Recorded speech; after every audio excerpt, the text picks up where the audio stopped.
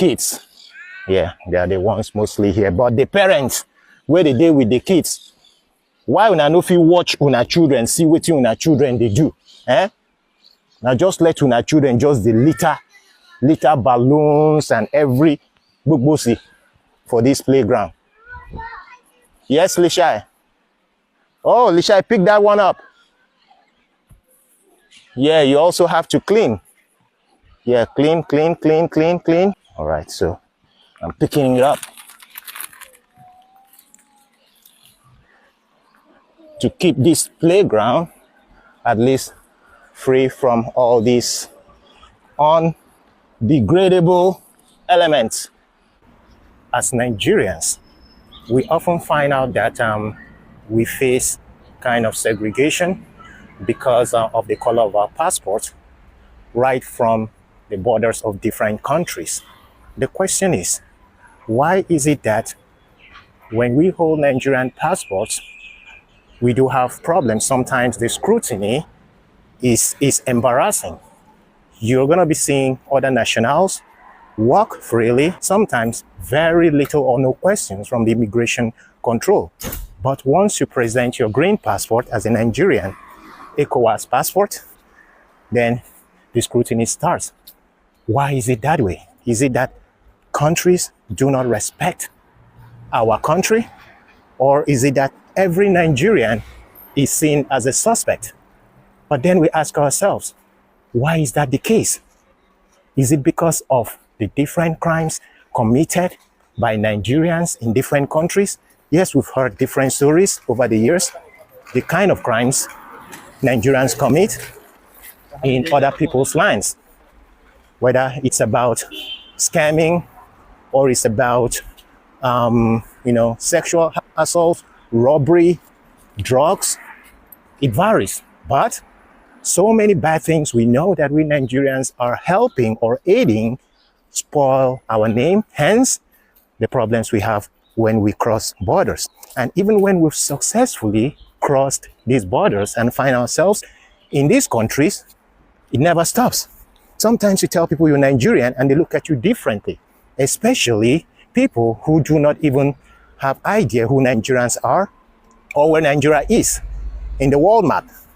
I remember when I was in Ukraine in 2007, anytime I was asked my country, I lied. I'm not going to lie to you guys. I would tell people that I'm from the States. And they'll ask where from the States. I would just, tell people mostly I'm from Texas. And then it passes. And some people, well, because they do not really actually know how an African accent sounds or how a Nigerian accent sounds, a lot of people bought that. In fact, people are still buying that today. If I tell people that I'm from America, some people believe because I don't want to be asked questions. But again, why are we profiled as Nigerians in other countries? Well, yes, we've already established the fact that Nigerians, we too they do, okay? We too they commit when we go people country.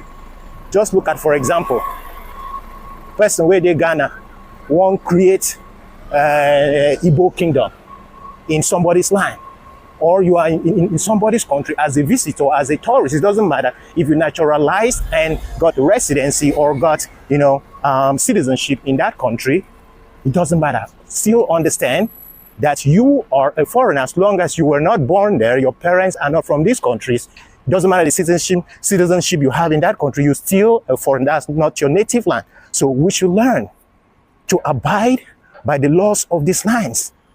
Yes, the good things a lot of Nigerians are doing in the diaspora are not heard of.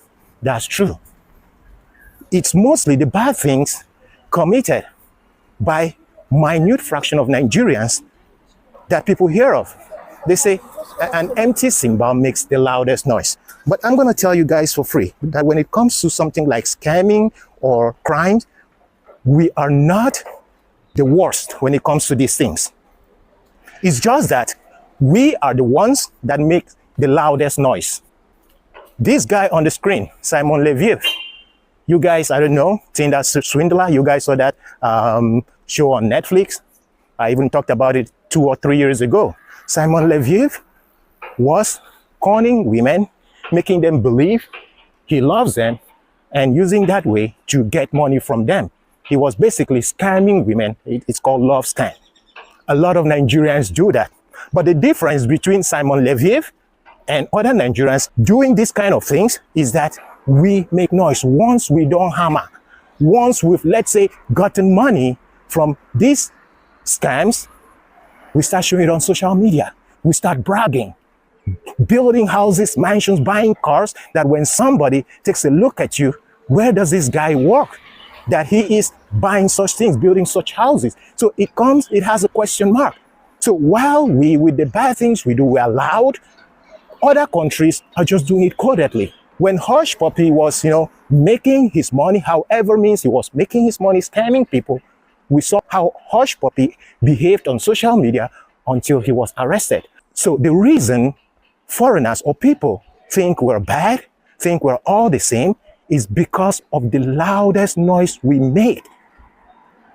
Somebody from a different nationality is going to commit a crime and nobody's going to hear about it.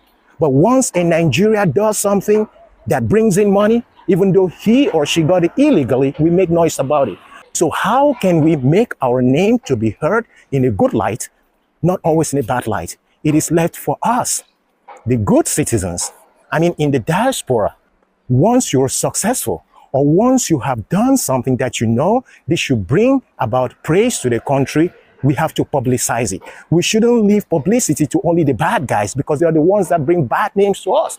As a Nigerian living in the diaspora, when something good goes for you, maybe you did a business, or maybe you even saved a life, or you did something good in that country, it is left for us to talk about these things. Because again, if good people do not say something, then evil shall always prevail. So are all Nigerians bad? No.